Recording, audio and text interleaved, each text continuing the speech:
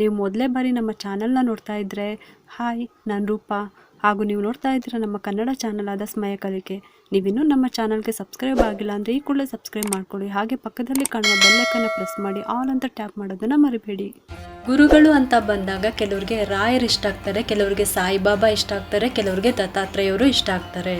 ನಾವು ಗುರುಗಳು ಅಂತ ಹೇಗೆ ರಾಯರನ್ನ ಪೂಜೆ ಮಾಡ್ತೀವಿ, ಅದೇ ರೀತಿನೇ ದತ್ತಾತ್ರೇಯರನ್ನು ನಾವು ಗುರುಗಳ ಸ್ಥಾನದಲ್ಲಿ ನಾವು ಪೂಜೆ ಮಾಡ್ತೀವಿ.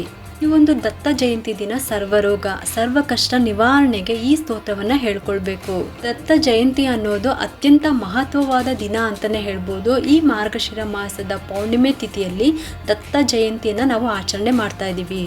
ಇದೇ ಗುರುವಾರ 4ನೇ ತಾರೀಕು ದತ್ತಾತ್ರೇಯವರ ಜಯಂತಿಯಾಗಿ ನಾವು ಆಚರಣೆ ಮಾಡ್ತಾ ಇದ್ದೀವಿ. ಇನ್ನು ದತ್ತಾತ್ರೇಯ ಜಯಂತಿಗೆ ಮಹತ್ವ ಅಂತ ಅಂದ್ರೆ ದತ್ತಾತ್ರೇಯವರ 3 ಪ್ರಮುಖ ದೇವರುಗಳ ಸಮ್ಮಿಲನ ಸಂಕೇತಿಸಿರುವಂಥದ್ದು.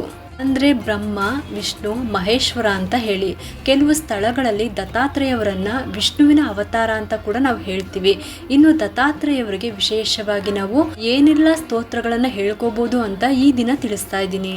ಈ ದತ್ತ ಜಯಂತಿಯ ವ್ರತದ ಕತೆ ಅಥವಾ ಈ ಒಂದು ಜಯಂತಿಯನ್ನ ಯಾಕೆ ಮಾಡ್ತೀವಿ ಅನ್ನುವಂಥ ಕತೆ ಅಥವಾ ದತ್ತರ ಒಂದು ವಿಷಯ ಏನಾದರೂ ತಿಳ್ಕೊಬೇಕು ಅನ್ನೋದಾದ್ರೆ, ನಮ್ಮ ಹಿಂದೂ ಪುರಾಣಗಳ ಪ್ರಕಾರ ದತ್ತಾತ್ರೇಯವರು ಅತ್ತಿ ಮತ್ತು ಅನಸೂಯ ಋಷಿಗಳ ಮಗ. ಸತಿ ಅನಸೂಯ ಬಹಳ ಸದ್ಗುಣಿಯಾಗಿರ್ತಾಳೆ. ಬ್ರಹ್ಮ, ವಿಷ್ಣು ಮತ್ತೆ ಮಹೇಶ್ವರ ತ್ರಿಮೂರ್ತಿಗಳಿಗೆ ಸಮನಾದಂತಹ ಮಗನನ್ನ ಪಡಿಬೇಕು ಅಂತ ಹೇಳಿ ಆಕೆ ಕಠಿಣ ತಪಸ್ಸನ್ನ ಮಾಡ್ತಾರೆ. ಒಮ್ಮೆ ತ್ರಿಮೂರ್ತಿಗಳ ಪತ್ನಿಯರು ತ್ರಿಮೂರ್ತಿ ದೇವತೆಗಳಾದ ಲಕ್ಷ್ಮಿ, ಸರಸ್ವತಿ, ಪಾರ್ವತಿ ದೇವಿಯು ಅನಸೂಯಳ ಪತಿವ್ರತೆಯ ಬಗ್ಗೆ ಅಸೂಯೆಯನ್ನು ಪಡ್ತಾರೆ. ಅವಳ ಸದ್ಗುಣಗಳನ್ನ ಪರೀಕ್ಷೆ ಮಾಡಬೇಕು ಅಂತ ಹೇಳಿ ತಮ್ಮ ಗಂಡಂದಿರನ್ನ ಕೇಳ್ತಾರಂತೆ. ಅಂದ್ರೆ ಬ್ರಹ್ಮ, ವಿಷ್ಣು, ಮಹೇಶ್ವರರನ್ನ ಕೇಳ್ತಾರೆ ಈ ತ್ರಿಮೂರ್ತಿ ದೇವತೆಗಳು. ಅದರಿಂದ ಈ 3 ದೇವತೆಗಳು ಕೂಡ ಸಾಧುಗಳ ರೂಪದಲ್ಲಿ ಕಾಣಿಸ್ಕೊಳ್ತಾರೆ ಅಥವಾ ಒಬ್ಬ ತಪಸ್ವಿ ರೂಪದಲ್ಲಿ ಕಾಣಿಸ್ಕೊಳ್ತಾರೆ. ಅವಳ ಪುಣ್ಯವನ್ನು ಪರೀಕ್ಷೆ ಮಾಡಬೇಕು ಅಂತ ಹೇಳಿ ಈ ರೀತಿಯಾಗಿ ಭಿಕ್ಷೆ ಕೇಳೋದಿಕ್ಕೆ ಅಂತ ಅಲ್ಲಿಗೆ ಬರ್ತಾರೆ. ಭಿಕ್ಷೆಯಲ್ಲಿ ಅವರು ಬಟ್ಟೆ ಇಲ್ಲದಂತೆ ಬೆತ್ತಲೆ ಸ್ಥಿತಿಯಲ್ಲಿ ಆಹಾರವನ್ನ ನೀಡುವಂತಾದರೆ ಮಾತ್ರ ಭಿಕ್ಷೆಯನ್ನ ಸ್ವೀಕರಿಸೋದಾಗಿ ಷರತ್ತನ್ನ ಹಾಕ್ತಾರೆ.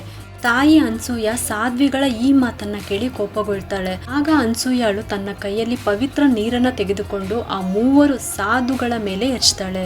ನಂತರ ಆ 3 ಸಾಧುಗಳನ್ನ ಶಿಶುಗಳಾಗಿ ಪರಿವರ್ತನೆ ಮಾಡಿ ಶಿಶುಗಳಿಗೆ ನಗ್ನಳಾಗಿ ಹಾಲನ್ನ ಉಣಿಸುತ್ತಾಳೆ. ಸತಿ ಅನಸೂಯಳ ಪತಿ ಅರ್ತಿ ಮಹರ್ಷಿ ತನ್ನ ಆಶ್ರಮಕ್ಕೆ ಹಿಂತಿರುಗಿದಾಗ ತಾಯಿ ಅನಸೂಯ ಅವನಿಗೆ ನಡೆದಿದ್ದ ವಿಚಾರವನ್ನ ಹೇಳ್ತಾಳೆ. ಅವನು ಈಗಾಗಲೇ ತನ್ನ ಅತೀಂದ್ರಿಯ ಶಕ್ತಿಗಳ ಮೂಲಕ ನಡೆದ ಘಟನೆಗಳನ್ನೆಲ್ಲ ತಿಳ್ಕೊಳ್ತಾನೆ. ಅವರು 3 ಶಿಶುಗಳನ್ನು ಕೂಡ ತಬ್ಬಿಕೊಳ್ತಾರೆ. ಸಮಯ ಮೀರಿದು ತ್ರಿಮೂರ್ತಿಗಳು ಹಿಂತಿರುಗದ ಕಾರಣ ಅವರ ಪತ್ನಿಯರು ಆತಂಕಕ್ಕೆ ಒಳಗಾಗ್ತಾರೆ. ಅನಸೂಯ ಬಳಿ ಹೋಗ್ತಾರೆ. 3 ದೇವತೆಗಳು ಅವಳ ಕ್ಷಮೆಗಾಗಿ ಬೇಡ್ಕೊಳ್ತಾರೆ. ಅವರು ಅವರ ಗಂಡಂದಿರನ್ನ ಮರಳಿ ಕಳಿಸುವಂತೆ ಮನವಿಯನ್ನ ಮಾಡ್ಕೊಳ್ತಾರೆ. ಅನಸೂಯ ಮನವಿಯನ್ನ ಸ್ವೀಕರಿಸಿ ನಂತರ ತ್ರಿಮೂರ್ತಿಗಳು ಅತ್ರಿ ಮತ್ತು ಅನಸೂಯರ ಮುಂದೆ ತಮ್ಮ ನೈಸರ್ಗಿಕ ರೂಪದಲ್ಲಿ ಕಾಣಿಸ್ಕೊಳ್ತಾರೆ. ಅವರಿಗೆ ದತ್ತಾತ್ರೇಯ ಎಂಬ ಮಗನನ್ನ ವರವಾಗಿ ನೀಡ್ತಾರೆ. ಇದು ದತ್ತರ ಒಂದು ಜನ್ಮ ಪುರಾಣ ಅಥವಾ ಅವರ ಜನನಕ್ಕೆ ಕಾರಣವಾಗಿರುವ ಕಥೆ ಅಂತಾನೆ ಹೇಳ್ಬೋದು. ಇದನ್ನ ಹಲವಾರು ಕಡೆ ಹಲವಾರು ರೀತಿನಲ್ಲೂ ಕೂಡ ಹೇಳೋದುಂಟು. ನನಗೆ ತಿಳಿದಿರುವಂತ ರೀತಿಯಲ್ಲಿ ನಾನು ನಿಮ್ಗೆ ತಿಳಿಸಿದ್ದೀನಿ. ಹಾಗಾದರೆ ಹೇಗೆ ಪೂಜೆ ಮಾಡಬೇಕು ದತ್ತಾತ್ರೇಯವರನ್ನ ಅನ್ನೋದಾದರೆ, ಬೆಳಗ್ಗೆ ಬೇಗ ಎದ್ದು ತಲೆ ಸ್ನಾನ ಮಾಡಿಕೊಂಡು ಮಡಿ ಬಟ್ಟೆನ ಹುಡ್ಕೊಳ್ಳಿ. ನಿಮ್ಮ ಮನೆಯಲ್ಲಿ ಏನಾದರೂ ದತ್ತಾತ್ರೇಯವರ ಫೋಟೋ ಇದ್ದರೆ ವಿಶೇಷವಾಗಿ ಹೇಗೆ ಪ್ರತಿದಿನ ಪೂಜೆ ಮಾಡ್ತೀರಾ ಅದೇ ರೀತಿಯೇ ನೀವು ಪೂಜೆ ಮಾಡ್ಕೋಬೋದು.